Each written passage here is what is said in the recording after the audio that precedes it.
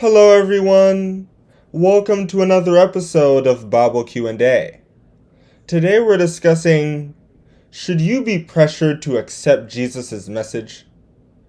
Throughout history, numerous Christian kings and churches have used force to spread the message of Christ, or even their particular interpretation thereof.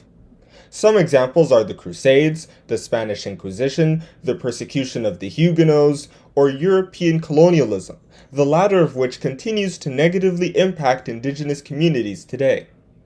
Many of these interventions were incredibly violent and devastated Christian and non-Christian communities alike. Many of these people took inspiration from the conquest of Canaan related in the book of Joshua. If they could fight pagans, so can we. However, there was a major difference between what the Israelites did and what these Christians did. The conquest of Canaan was motivated solely by theology. It is true that the Israelites got free land and farms from the invasion, but that was only to sustain themselves. They weren't brought there to make money or enrich themselves. That's why Jericho was completely destroyed and all the precious metals were dedicated to God. In contrast, many early evangelism efforts were motivated by political and economic concerns.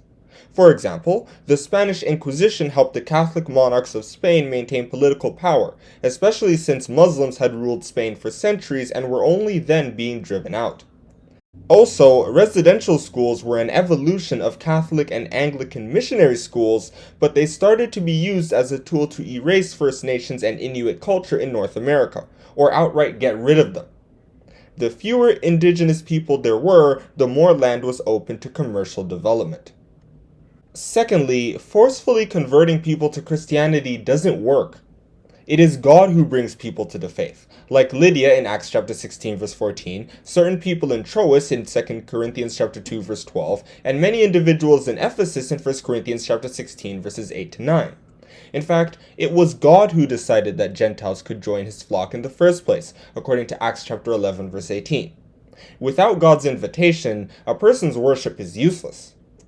Also, Christianity has to come from the heart, so even if someone God called is pressured into serving him, their service is useless. Jesus told us, God is a spirit, and they that worship him must worship him in spirit and in truth. John chapter 4 verse 24. No matter what a person goes through, they won't fully come to God unless they actually want to. For example, the Pharisees and the Ethiopian eunuch both read the Torah, but it was the Ethiopian eunuch who was open to being preached to, so it was he who was converted in the end. This is why Jesus himself didn't force anyone to accept his message. A lot of his followers left him after a controversial sermon in John chapter 6 verse 66, but he didn't do anything. Even when Judas betrayed him, he didn't do anything. He just warned his betrayer beforehand of the consequences of his actions in Matthew chapter 26 verse 24. Plus, Jesus' message was all about love, specifically loving God and loving your neighbor. Forced love simply isn't love at all, so there was no point in him using violence to make his followers obey him. That's why John said, "There is no fear in love, but perfect love casteth out fear, because fear hath torment. He that feareth is not made perfect in love." 1 John chapter 4 verse 18. Therefore, my advice is that people need to stop trying to force Christianity down people's throats.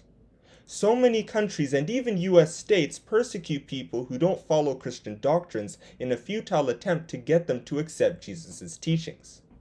It's one thing to encourage people to come to Christ, but it's another thing to use force to win converts. That attitude gets you half-hearted worship or no worship at all. Instead, we should leave them alone, or show them love and try to convert them through our example. As Peter said, "Be careful to live properly among your unbelieving neighbors. Then, even if they accuse you of doing wrong, they will see your honorable behavior, and they will give honor to God when he judges the world." 1 Peter chapter 2 verse 12 according to the New Living Translation. When we approach non-Christians with love and not disgust, we will have a much better chance of actually bringing them to the fold. And that is where I'm going to stop with this Bible Q&A.